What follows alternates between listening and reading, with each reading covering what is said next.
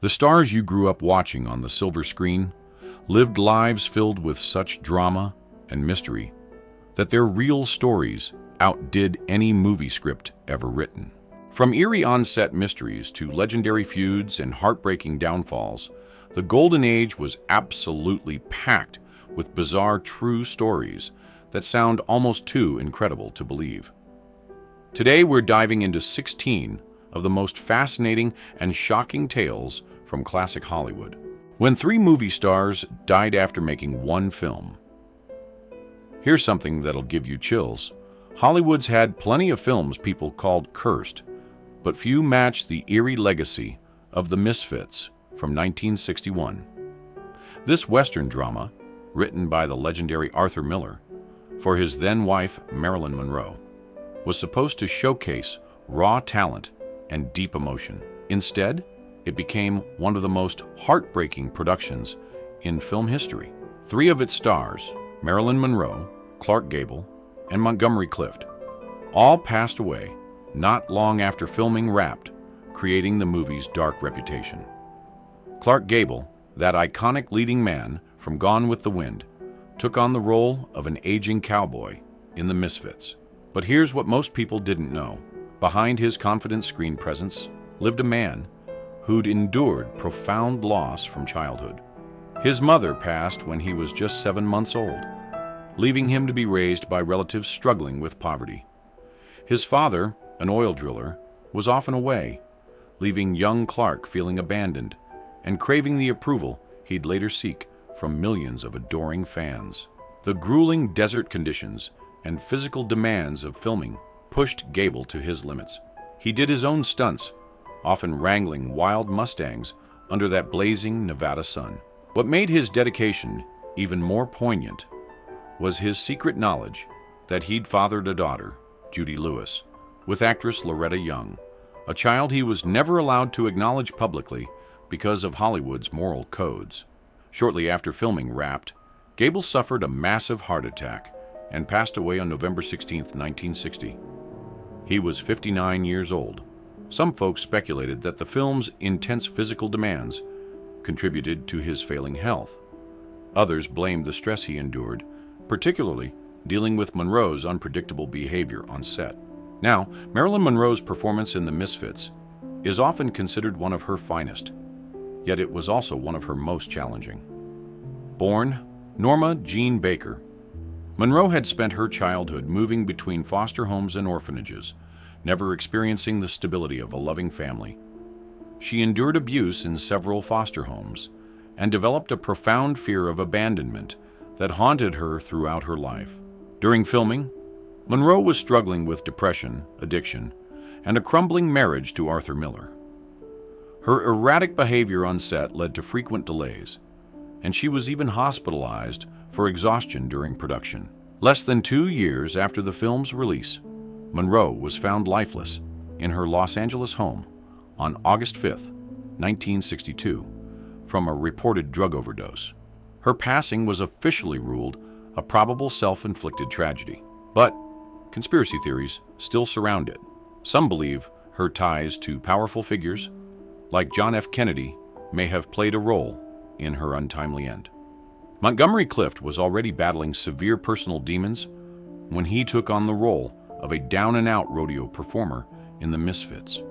Clift harbored a secret that could have destroyed his career in the repressive 1950s. He was gay. While considerably less closeted than contemporaries like Rock Hudson, Clift still lived in constant fear of exposure.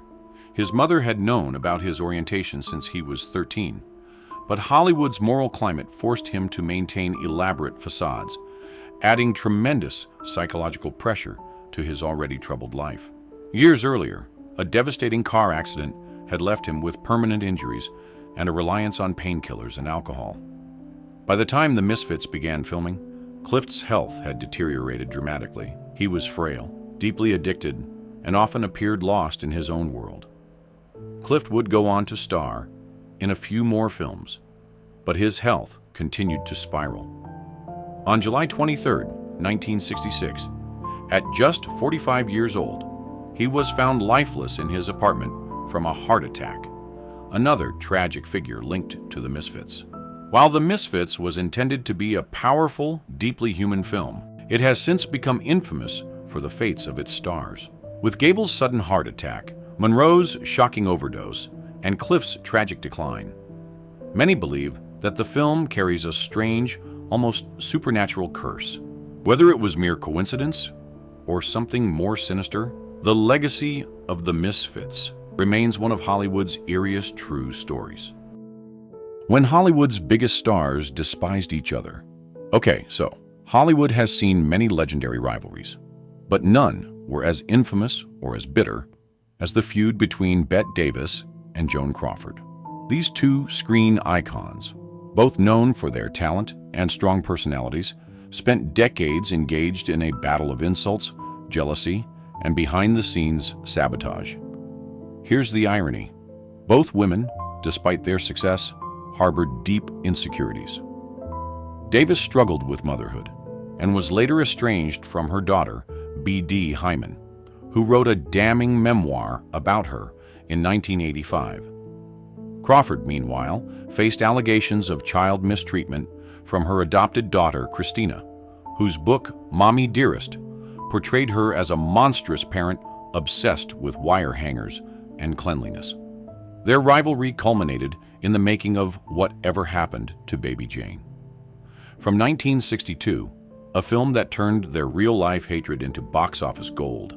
Davis and Crawford had vastly different backgrounds. Bette Davis was a fiercely dedicated actress who valued her craft above all else, while Joan Crawford was a glamorous star who mastered the art of reinvention. Their animosity reportedly began in the 1930s when Crawford, already a major star, married Franchot Tone, a man Davis secretly loved. According to Davis, she was deeply infatuated with Tone while they were filming Dangerous from 1935, but Crawford swooped in and married him instead. Davis later admitted, "I was madly in love with him. They were married when we made the film. I was jealous, of course." This resentment set the stage for a rivalry that would last a lifetime. As their careers progressed, Davis and Crawford continued to clash. Davis saw herself as a serious actress, while she dismissed Crawford as a shallow movie star who relied on glamour rather than talent. Meanwhile, Crawford reportedly felt that Davis was envious of her beauty and popularity. The press fueled their rivalry, with both actresses making cutting remarks about each other. Davis famously said, "Joan Crawford slept with every male star at MGM except Lassie." Crawford, in turn, mocked Davis's appearance, stating, "She looks like she's never had a happy day in her life." Their competition intensified when Crawford left MGM and joined Warner Brothers Davis's studio. Davis was furious, seeing it as an invasion of her territory. When Crawford attempted to befriend her, Davis coldly rejected the gesture. By the early 1960s, both actresses were struggling to find work. Crawford proposed the idea of starring together in Whatever Happened to Baby Jane, a psychological thriller about two aging, feuding sisters. Davis agreed, but tensions quickly escalated on set. The rivalry reached new heights during filming. Davis deliberately kicked Crawford in the head during a scene, reportedly injuring her. In return, Crawford, knowing Davis suffered from back pain, allegedly filled her costume with weights during a scene where Davis had to drag her across the floor. When Davis received an Oscar nomination for her performance, and Crawford did not, Crawford plotted her revenge. She contacted the other Best Actress nominees and offered to accept the award on their behalf if they won. When Anne Bancroft won for The Miracle Worker, Crawford gleefully took the stage to accept the award, robbing Davis of her moment. Even in old age, the feud never faded. When Crawford passed away in 1977, Davis reportedly remarked, "You should never say bad things about the departed, only good. Joan Crawford is gone. Good."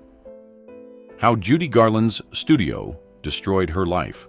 Judy Garland was hands down one of the most beloved stars of Hollywood's golden age, captivating audiences with her powerful voice, emotional performances, and undeniable charm. Best known for her role as Dorothy in The Wizard of Oz, from 1939, she seemed to embody the magic of Hollywood. Despite her public image as America's sweetheart, Garland's relationship with her own children was complicated by her struggles. Her daughter, Liza Minnelli, later described their childhood as challenging, with Judy being strict and unpredictable, depending on her mood or work pressures. The cycle of addiction and mental health issues that plagued Garland created an unstable home environment. Yet her children remained fiercely protective of her memory, understanding that she was as much a victim of the system as anyone else. But behind the scenes, her life was anything but magical. Controlled by the studio system, exploited from a young age, and plagued by addiction, Garland's life was a tragic tale of the price of fame.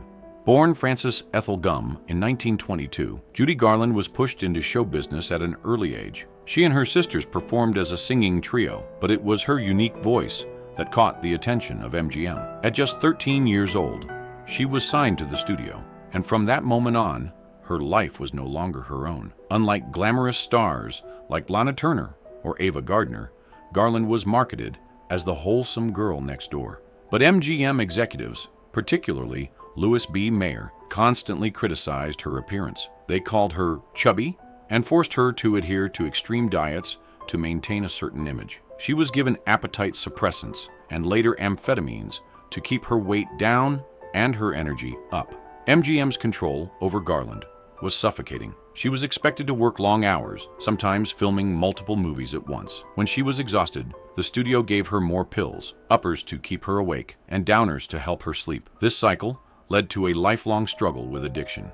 Even as she became one of the studio's biggest stars, she was never truly free. Her personal life was micromanaged, and she was forced into relationships that the studio deemed appropriate. When she married musician David Rose at 19, MGM was furious because they had planned a different romance for her public image. Despite the immense pressure, Garland delivered some of the most unforgettable performances of the era, including Meet Me in St. Louis from 1944, Easter Parade from 1948, and A Star is Born from 1954. But behind the scenes, her mental and physical health continued to decline. By the late 1940s, Garland's struggles became public. She was frequently late to set, suffered breakdowns, and even attempted self-harm. MGM, unwilling to deal with her troubles, fired her in 1950. Though she found success as a concert performer, her financial troubles and substance abuse issues worsened. She made a brief Hollywood comeback with A Star is Born, earning an Oscar nomination, but her demons persisted. By the 1960s, Garland was struggling to make ends meet.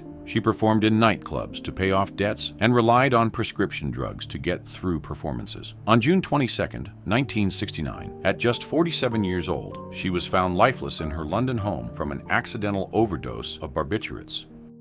Why James Dean never lived to see 25. James Dean became the ultimate symbol of rebellious youth, but his short life was marked by profound loneliness and internal struggle. Born in Indiana in 1931, Dean suffered the devastating loss of his mother to cancer when he was just 9 years old. His father, unable to cope with single parenthood, sent James to live with relatives on a farm. This abandonment left deep emotional scars that would influence every relationship for the rest of his short life. In just 3 films, East of Eden from 1955, Rebel Without a Cause from 1955, and Giant from 1956, he created an archetype of troubled youth that resonated with an entire generation. Dean's orientation was one of Hollywood's most closely guarded secrets. In the repressive 1950s, rumors about his relationships with men, including alleged affairs with older Hollywood figures, could have destroyed his career before it began. According to recent revelations, Dean was reportedly blackmailed by a former male lover who threatened to expose their relationship unless Dean paid him off. His famous quote, "I'm not a homosexual, but I'm also not going through life with one hand tied behind my back," hinted at his complex relationship with his own identity. What made Dean's story even more tragic was his desperate search for a father figure. Having been abandoned by his real father, he formed intense attachments to older male mentors, including director Elia Kazan and actor Martin Landau. These relationships were both professionally beneficial and emotionally complicated. As Dean sought the approval and guidance he had never received from his father. His method acting technique, learned from Lee Strasberg, became a way to channel his real pain into his performances. Dean's relationship with Hollywood was fraught with tension. Studio executives were uncomfortable with his refusal to conform to traditional leading man expectations. He was moody, unpredictable, and openly contemptuous of the Hollywood publicity machine. Unlike other young actors who played the game, Dean seemed determined to remain authentic to his tortured artistic vision, even if it meant professional destruction. His performances in Rebel Without a Cause particularly resonated because he was essentially playing himself, a young man struggling with identity, belonging, and the search for genuine connection. The irony of Dean's tragic end on September 30th, 1955, at age 24, was that it occurred just as he was beginning to find some peace. Friends noted that he seemed happier in his final months,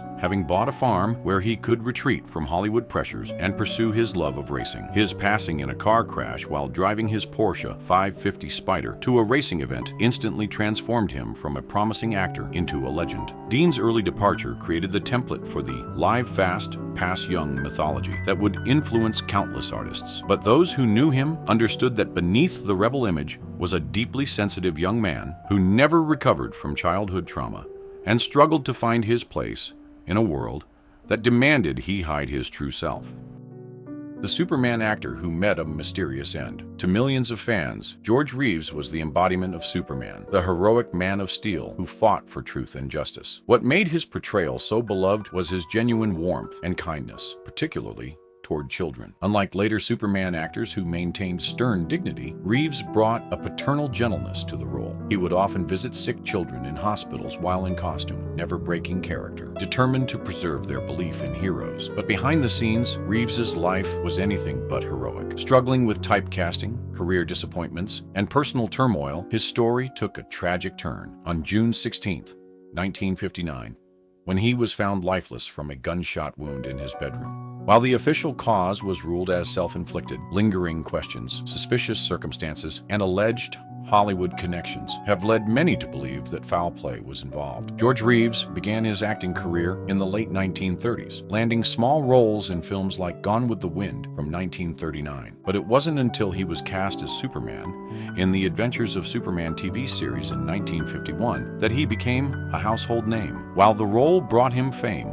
it also became a curse. Reeves found himself completely typecast. Casting directors refused to see him as anything other than Superman. Attempts to transition into serious film work, such as his role in From Here to Eternity from 1953, were met with resistance as audiences found it hard to separate him from his superhero persona. Frustrated, he struggled to find meaningful work, and his financial situation worsened. On the night of June 16th, 1959, Reeves was at his home in Benedict Canyon, Los Angeles, with his fiancée Leonore Lemon and a few friends. According to reports, a night of drinking and arguing ensued. Sometime after midnight, Reeves went upstairs to his bedroom. Moments later, a gunshot rang out. When police arrived, they found Reeves no longer living with a single gunshot wound to the head. A Luger pistol was found nearby, and no signs of forced entry or struggle were reported. The authorities quickly ruled it self-inflicted, but the case left behind more questions than answers. One theory suggests that Reeves was harmed by someone else,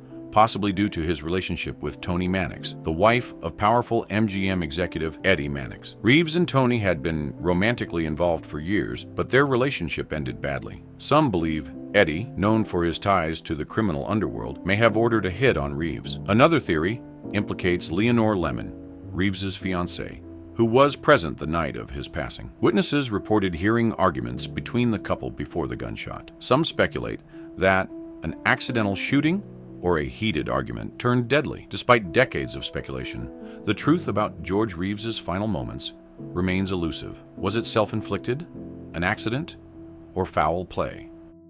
The scandal that made America hate their favorite actress. Ingrid Bergman was one of Hollywood's most beloved actresses, known for her natural beauty, exceptional talent, and seemingly wholesome image. Star of classics like Casablanca from 1942 and Notorious from 1946, she was considered the epitome of elegance and moral virtue. Born in Sweden, Bergman had lost both parents by age 13 and was raised by relatives who disapproved of her acting ambitions. This early loss instilled in her a fierce independence and determination to follow her own path, regardless of societal expectations, traits that would both make and destroy her Hollywood career. But in 1949, she became the center of one of the biggest scandals in entertainment history when she abandoned her husband and daughter to pursue a passionate affair with Italian director Roberto Rossellini. Bergman's scandal was particularly shocking because it shattered the carefully constructed image of the virtuous Hollywood star. Unlike other actresses who played sultry or rebellious characters, Bergman had built her career on playing pure,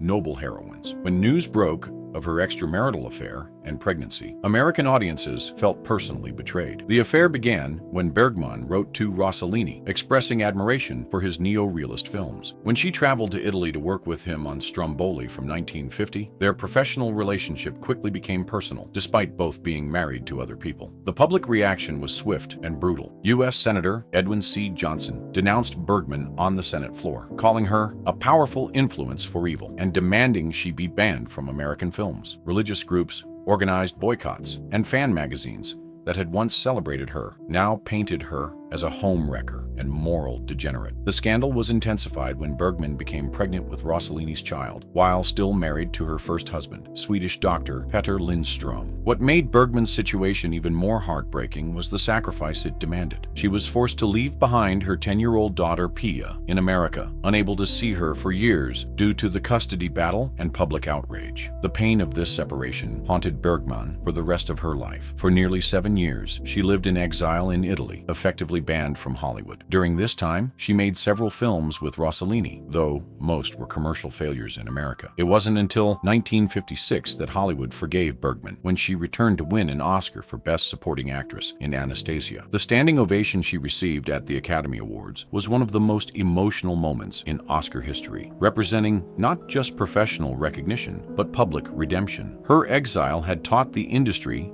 and America about the price of moral absolutism and the power of forgiveness.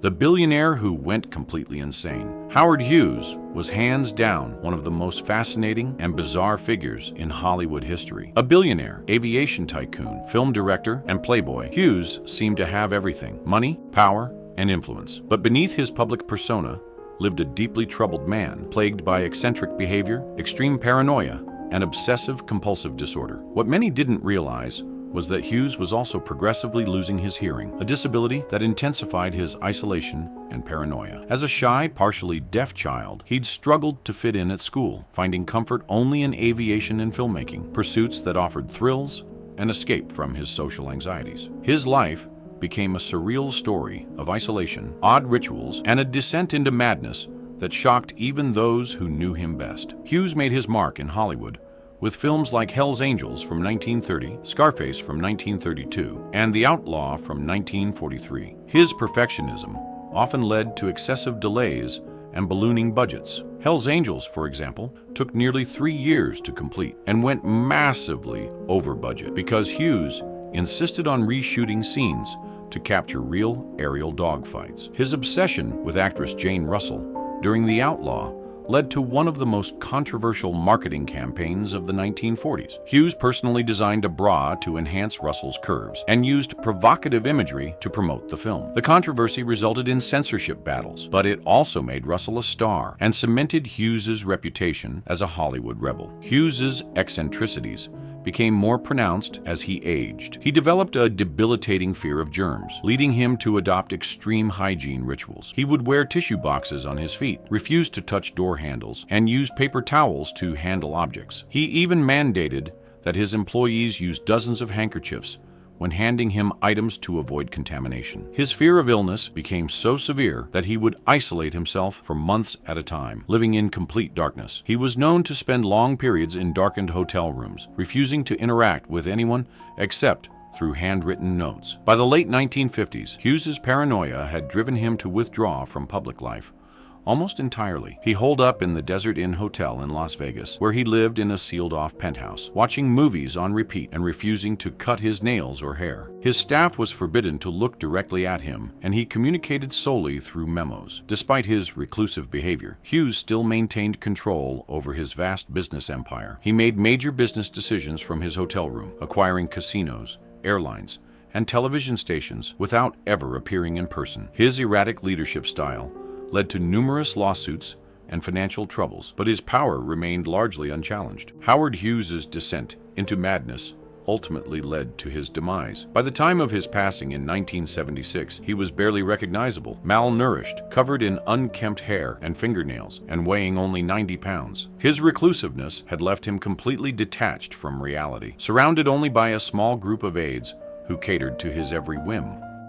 Why Marlon Brando drove directors absolutely crazy. Marlon Brando was one of the most talented actors of his generation, revolutionizing Hollywood with his raw and immersive performances. What many didn't know was that beneath his rebellious exterior lived a man deeply committed to social justice. Brando used his fame to champion Native American rights, most famously sending activist Sachin Littlefeather to refuse his 1973 Oscar for The Godfather in protest of Hollywood's treatment of indigenous peoples. His activism often put him at odds with studio executives, adding another layer to his reputation as a Hollywood maverick. However, he was also infamous for his unpredictable behavior on set, pranks, and refusal to play by the rules of the studio system. Whether he was tormenting directors, causing production delays, or pulling bizarre pranks on co-stars, Brando's antics were as legendary as his acting. One of the most infamous examples of Brando's difficult behavior occurred during the filming of Mutiny on the Bounty from 1962. Cast as Fletcher Christian, Brando had initially been excited about the role. However,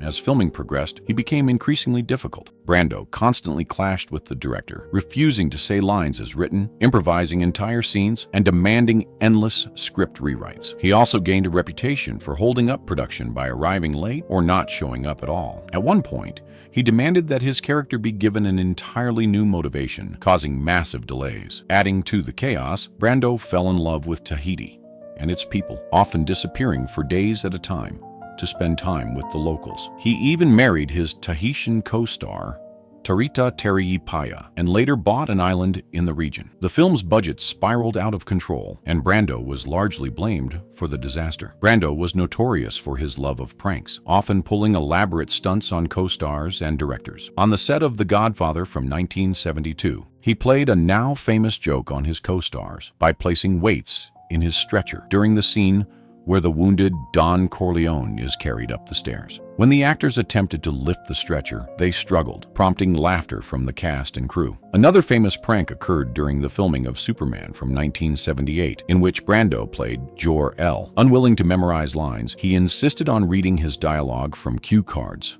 placed off camera. At one point, he even suggested that his character should be portrayed as a floating light or a suitcase. The idea, of course, was rejected. Brando's refusal to cooperate with directors became legendary. He famously frustrated Francis Ford Coppola during Apocalypse Now from 1979 by showing up overweight and refusing to read the script. Instead, he insisted on improvising his scenes as Colonel Kurtz, forcing Coppola to reshape the entire ending of the film around his erratic performance. Brando's antics may have caused chaos, but they also cemented his reputation as a Hollywood maverick. Hollywood's worst-kept secret about powerful men.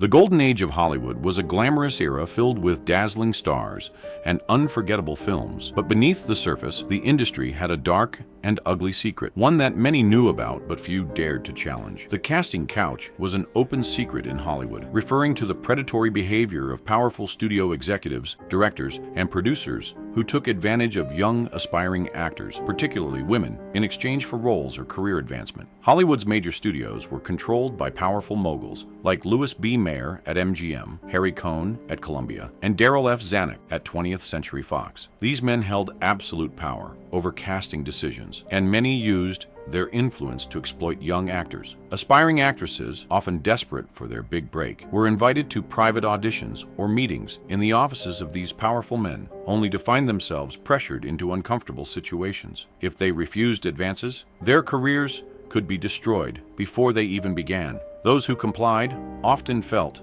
they had no other choice. Harry Cohn, the head of Columbia Pictures, was notorious for this practice. He reportedly told actresses that if they wanted to be successful, they had to be willing to play the game. Many actresses avoided being alone with him, fearing they would be propositioned or worse. Because the studio system controlled the careers of its actors, many victims were too afraid to speak out. If a starlet resisted or complained, she could be blacklisted or smeared in the press. Studios had entire publicity departments dedicated to burying scandals, ensuring that the public never learned about the industry's darkest secrets. One tragic example was Marilyn Monroe. Before becoming a global icon, she struggled to break into Hollywood, and later admitted that she had been propositioned multiple times by powerful men in the industry. In one interview, she famously said, "I met them all. Some were nice, some were terrible. Some wanted to help me, some wanted to use me." Monroe's story was far from unique. Many young women were taken advantage of but had no voice to fight back. Judy Garland, another victim of Hollywood's exploitation, later revealed that she was repeatedly harassed as a young actress. According to accounts, Louis B. Mayer himself was among those who preyed on her when she was still a teenager. For decades, the casting couch remained one of Hollywood's most shameful realities. Though many of the predators of the Golden Age never faced consequences, the industry eventually began to change. The rise of feminism, the weakening of the studio system, and the courage of whistleblowers in later decades helped expose these abuses. The comedian who got framed for something he didn't do, Roscoe "Fatty" Arbuckle, was one of the biggest stars of early Hollywood, both figuratively and literally. A pioneering comedian, he was beloved for his slapstick humor and was one of the highest-paid actors of his time. What many didn't realize was that beneath his jolly exterior, Arbuckle was a comedic genius who mentored future legends like Buster Keaton and Charlie Chaplin. His innovative physical comedy and timing were so advanced that his techniques are still studied in film schools today. However, his career came to a shocking halt in 1921 when he was accused of a crime so scandalous that it nearly destroyed Hollywood itself. The trial that followed became one of the most infamous in film history, forever changing the way the industry handled celebrity scandals. On Labor Day weekend in 1921, Arbuckle threw a lavish party at the St. Anne Francis Hotel in San Francisco. Among the guests was aspiring actress Virginia Rappe. At some point during the party, Rappe became violently ill and was taken to a nearby hospital. She passed away 4 days later from internal injuries, and her friend Maud Delmont accused Arbuckle of assaulting her. The press ran wild with the allegations, painting Arbuckle as a monstrous predator. Sensationalized headlines claimed he had used his weight to harm Rappe, while others spread lurid and false details. Newspapers called him Hollywood's Beast and declared him guilty before a trial even began. Arbuckle was arrested and charged with manslaughter. His first 2 trials ended in mistrials, one due to a hung jury, the other due to prosecutorial misconduct. By the time of his 3rd trial in 1922, public opinion had already turned against him. However, this jury saw things differently. After just 6 minutes of deliberation, they returned with a unanimous verdict, not guilty. In an unprecedented move, they even issued a written apology to Arbuckle, stating that he had been the victim of a gross injustice, but the damage was done. Arbuckle had been blacklisted by Hollywood, and despite being cleared of all charges, studios refused to work with him. Arbuckle spent the next decade struggling to rebuild his career. He found some work as a director under the pseudonym William Goodrich, but he was never able to reclaim his former glory. In 1933, Warner Brothers finally gave him a second chance, signing him to a feature film contract. It seemed like he was on the verge of a comeback. However, fate had other plans. Just hours after signing his new deal, Arbuckle passed away from a heart attack in his sleep at the age of 46. The Arbuckle scandal sent shockwaves through Hollywood. Studios, fearing further moral outcry, implemented stricter control over actors' public lives. It also led to the rise of the Hays Code, a strict set of censorship guidelines that governed Hollywood films for decades. While Arbuckle was ultimately exonerated, his career never recovered. Today, many historians view him as a victim of a media-fueled witch hunt, a tragic figure whose legacy was unfairly overshadowed by scandal. The actress who jumped off the Hollywood sign. Hollywood has always been a place of dreams, but for some, it has also been a place of heartbreak. Few stories illustrate the darker side of the entertainment industry more tragically than that of Peg Entwistle, an aspiring actress whose brief life ended in despair beneath the very symbol of Hollywood itself. What made her story even more heartbreaking was the promise she had shown. Born in Wales and drawn to acting from childhood, Entwistle had been a rising star on Broadway, earning critical praise for her performances alongside established stars like Dorothy Gish and Billy Burke. Her talent was undeniable, making her ultimate fate a devastating waste of potential. Her tragic end remains one of the most haunting tales in the history of the Golden Age. Born in 1908 in Wales, Peg Entwistle seemed destined for stardom. She was drawn to acting from an early age and gained recognition in the theater world, performing on Broadway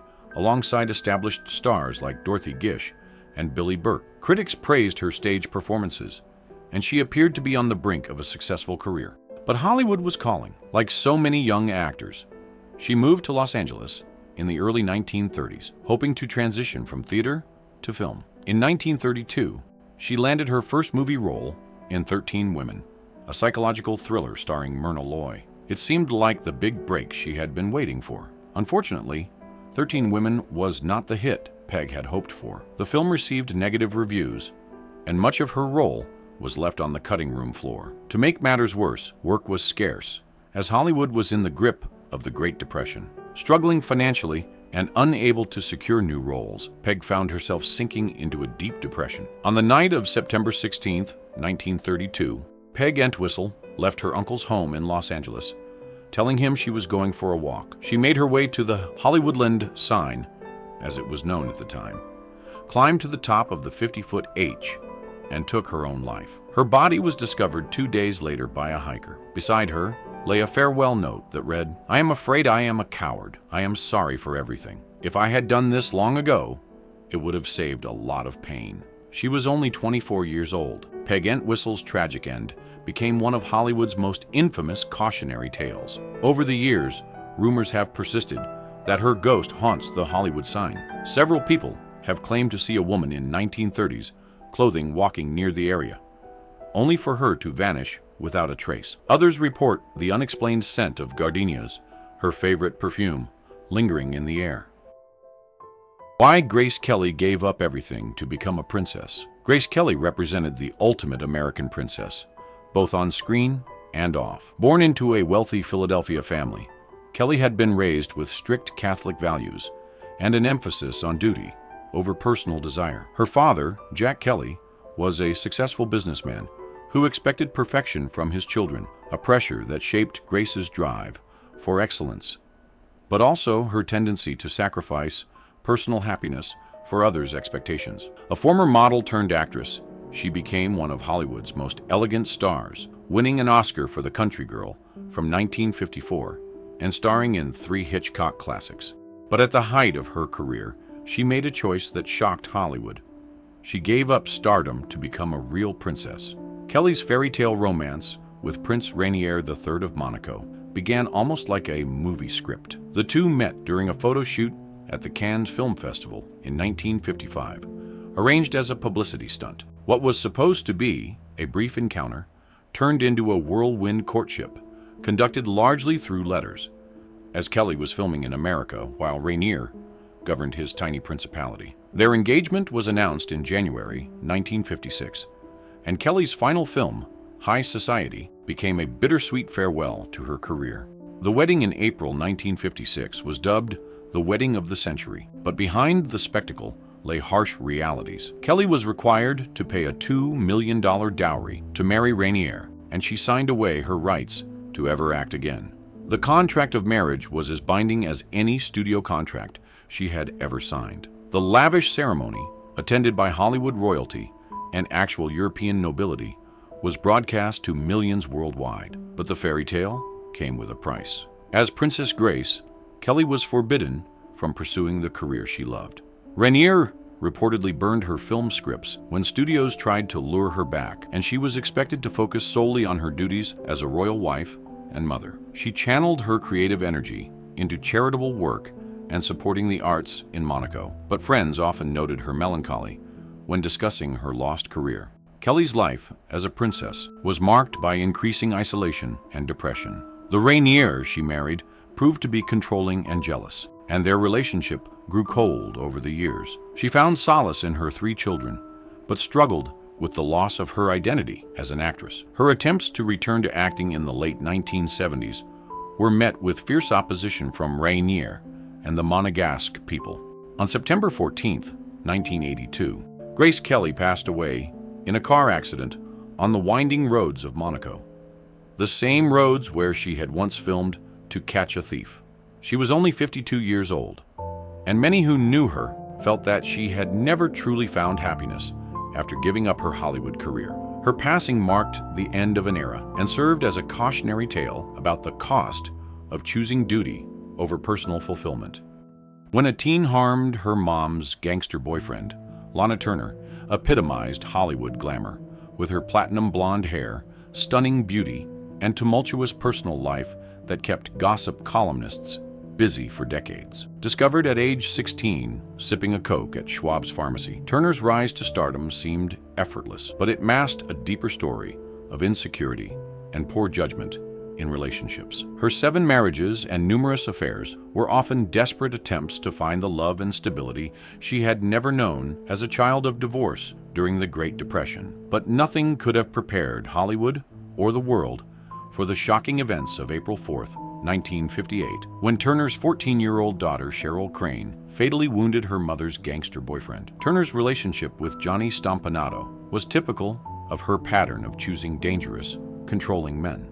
Stompanato was a small-time hood with connections to notorious gangster Mickey Cohen. Despite warnings from friends and even studio executives, Turner was drawn to his dark charisma and explosive jealousy. The relationship was marked by violence and possessiveness, with Stompanato following Turner to film locations and threatening her co-stars. On the night of the incident, Turner and Stompanato had been arguing violently in her Beverly Hills bedroom. Cheryl, who had been listening to the escalating fight, became terrified when she heard Stompanato threaten to harm her mother and disfigure her face so she could never work again. In a moment of terror and protective instinct, the teenager grabbed a butcher knife from the kitchen and confronted the gangster. The knife pierced his aorta, and he passed away almost instantly. The scandal that followed was unlike anything Hollywood had seen. Turner, already known for her tempestuous love affairs, now faced the possibility that her lifestyle had contributed to a deadly tragedy involving her own child. The inquest became a media circus, with Turner's tearful testimony broadcast live on television. Her emotional plea, describing how she had tried to protect her daughter from her own poor choices, helped secure a verdict of justifiable use of force for Cheryl. But the trauma left permanent scars on both mother and daughter. Cheryl, already troubled by years of instability and her mother's neglect, was sent to various institutions and boarding schools. Turner, despite initially claiming she would change her ways, continued her pattern of destructive relationships. The irony was that the scandal, rather than destroying Turner's career, generated enormous publicity that temporarily revived her box office appeal. Turner's later years were marked by continued romantic disasters and financial troubles. She outlived many of her contemporaries,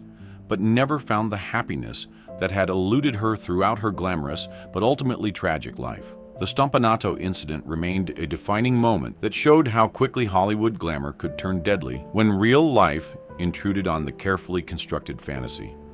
Hollywood's most mysterious star who vanished forever. Greta Garbo was one of the most enigmatic stars of Hollywood's golden age. Known for her striking beauty, husky voice, and unparalleled screen presence, she was the queen of the silent era and successfully transitioned to talkies. During World War II, Garbo reportedly used her Swedish connections to help refugees fleeing Nazi persecution, though she kept these humanitarian efforts strictly private. Some sources even suggest she served as an unofficial liaison between British intelligence and Swedish contacts, using her celebrity status to aid the war effort while maintaining her public image of political neutrality. But despite her fame, Garbo remained a mystery, both to her fans and the press. She fiercely guarded her private life, shunning Hollywood parties, avoiding interviews, and eventually vanishing from the film industry altogether. Her secretive nature led to endless speculation about her personal life, her relationships, and why she ultimately walked away from fame at the height of her career. Unlike other actresses of her time, Garbo never played the Hollywood game. She refused to be part of the studio publicity machine, rarely gave interviews, and loathed press events. When reporters tried to pry into her personal life, she shut them down with her now famous line, "I want to be alone." This phrase, which she uttered in Grand Hotel from 1932, became forever linked to her, even though she later clarified that she had meant she wanted to be left alone, not lonely. Garbo's unwillingness to socialize only deepened the air of mystery surrounding her. She was rarely seen in public unless she was working, and while she was one of Hollywood's biggest stars, she maintained a quiet and reclusive lifestyle, often taking long walks alone or spending time in nature rather than mingling with fellow celebrities. Because she was so private, Garbo's love life became the subject of endless rumors. She was linked to several famous men, including fellow actor John Gilbert, with whom she had an intense but troubled romance. Gilbert, one of the biggest leading men of the silent era, reportedly proposed to Garbo multiple times, but she refused to marry him. Garbo was also rumored to have had relationships with women, including playwright Mercedes de Acosta. The two exchanged deeply personal letters over the years, leading many to believe that their connection was more than just friendship. However, Garbo never publicly acknowledged any romantic relationships, keeping her private affairs hidden from the world. In 1941, at the age of just 36, Garbo abruptly retired from Hollywood. Her last film, Two-Faced Woman, was a box office disappointment. But it was not the only reason she left. She had grown disillusioned with the industry, and with the outbreak of World War II, she felt even more disconnected from Hollywood life. She quietly slipped away from the limelight and never made another movie. After retiring, Garbo moved to New York City and lived a secluded life. She traveled frequently but avoided the press and rarely spoke about her past. Despite numerous offers to return to acting, she never did. She spent the rest of her life in near total privacy until she passed away in 1990 at the age of 84. When the world's first heartthrob died under weird circumstances, Rudolph Valentino was Hollywood's first true heartthrob. Known as the Latin lover, he captivated audiences with his smoldering good looks and passionate on-screen romances in silent films like The Sheik from 1921 and Blood and Sand from 1922.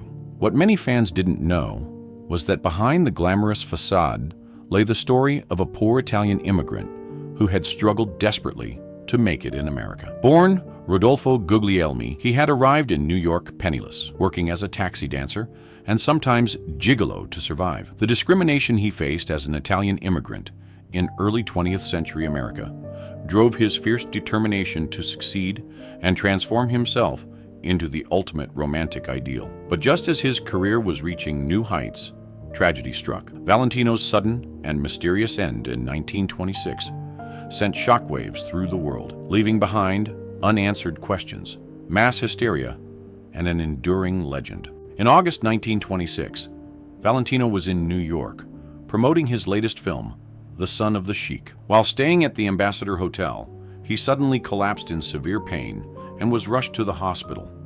Doctors diagnosed him with perforated ulcers, a condition they called Valentino's syndrome. Emergency surgery was performed, and for a brief moment, it seemed like he might recover. But then things took a bizarre turn. Valentino began suffering from peritonitis, a life-threatening infection. His condition deteriorated rapidly, and on August 23, 1926, he passed away at just 31 years old. News of Valentino's passing triggered an unprecedented level of public grief. Fans across the world were inconsolable, and riots broke out as thousands tried to attend his funeral in New York. More than 100,000 people lined the streets to pay their respects, and police struggled to control the crowds. Some fans even reportedly took their own lives, unable to bear the thought of a world without Valentino. Adding to the eerie nature of his final moments, a mysterious woman dressed in black appeared at his tomb, mourning in silence. This lady in black became part of his legend, as different women continued the tradition for decades, fueling rumors of a secret lover or an unknown connection from his past. Though Valentino's official cause was peritonitis, many refused to believe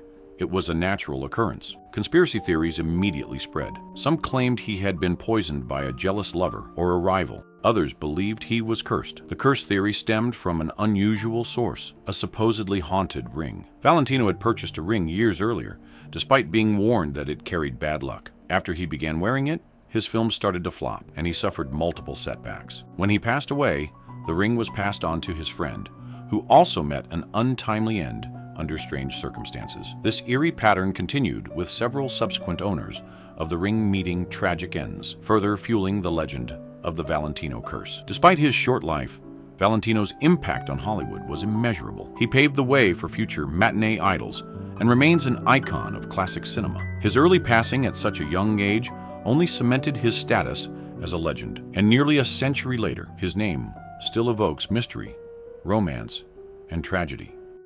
How fear and paranoia almost destroyed Hollywood. The Hollywood blacklist remains one of the darkest chapters in film history. During the late 1940s and 1950s, at the height of the Red Scare, actors, writers, directors, and other entertainment professionals were accused of having communist ties. Many saw their careers destroyed, reputations ruined, and lives forever changed. The human cost was devastating. Dalton Trumbo, one of the most talented screenwriters of his generation, went from being the highest paid writer in Hollywood to struggling in poverty. His family was forced to move to Mexico, and his children grew up watching their father fight to clear his name. Trumbo's daughter later recalled the horrors of that era. "My family made it through the blacklist, but many didn't. There were divorces and tragic losses. Lives were destroyed. What started as political paranoia turned into a full-blown witch hunt, altering Hollywood forever." After World War II, fear of communism gripped the United States. The Cold War had begun, and the U.S. government was determined to root out any potential communist influences within the country. This fear extended to Hollywood, where films were seen as a powerful tool for shaping public opinion. In 1947, the House Un-American Activities Committee launched an investigation into alleged communist activity in the film industry. 10 screenwriters and directors, later known as the Hollywood 10, refused to answer questions about their political beliefs. They cited their First Amendment rights, but were found in contempt of Congress and sentenced to prison. This marked the beginning of the Hollywood blacklist. The Hollywood studios, under pressure from Congress and the public, created an unofficial blacklist of individuals suspected of communist sympathies. Anyone named on the list was effectively banned from working in the industry. Some of the most talented figures in Hollywood were suddenly unemployable. Among them was Dalton Trumbo, a brilliant screenwriter who had penned classics like Roman Holiday from 1953 and Spartacus from 1960. Trumbo was forced to write under pseudonyms to keep working. Charlie Chaplin, one of the greatest film icons of all time, was also targeted. Labeled as a communist sympathizer, he left the U.S. and lived in exile for 20 years. Even those who were not blacklisted lived in fear. A simple accusation could end a career, and many actors and filmmakers named names to save themselves. One of the most infamous moments occurred when director Elia Kazan, known for films like A Streetcar Named Desire from 1951, testified before HUAC and identified several of his colleagues as communists. While this allowed him to continue working, it tarnished his legacy, and many in Hollywood never forgave him. By the late 1950s, the Hollywood blacklist began to weaken as public sentiment shifted. In 1960, Dalton Trumbo received on-screen credit for Spartacus, a move pushed by actor Kirk Douglas. This was a major turning point, signaling the end of the blacklist era. Slowly, blacklisted artists were allowed to return to Hollywood, though many never fully recovered their careers. The Hollywood blacklist serves as a chilling reminder of what happens when fear overrides reason. Careers were ruined, friendships were destroyed, and the film industry was forever altered. Today, it is remembered as one of Hollywood's greatest injustices, a time when creativity was stifled by political hysteria. The scars of the era remain, but the resilience of those who fought back against the blacklist ensured that their stories and their films would never be forgotten.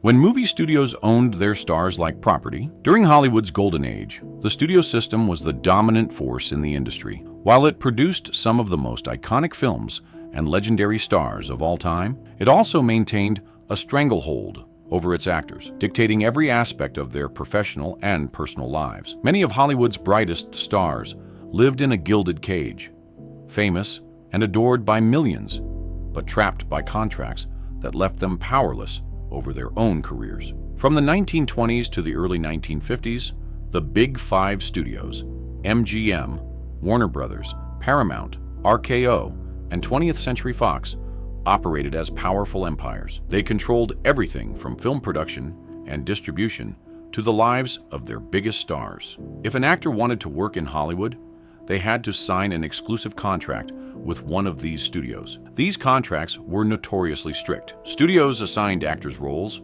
dictated their public image, and even controlled their relationships. If a star wanted to take a role outside their studio, they had to receive permission, something rarely granted. To fit Hollywood's glamorous image, studios often fabricated backstories for their actors. Birth names were changed to something more marketable.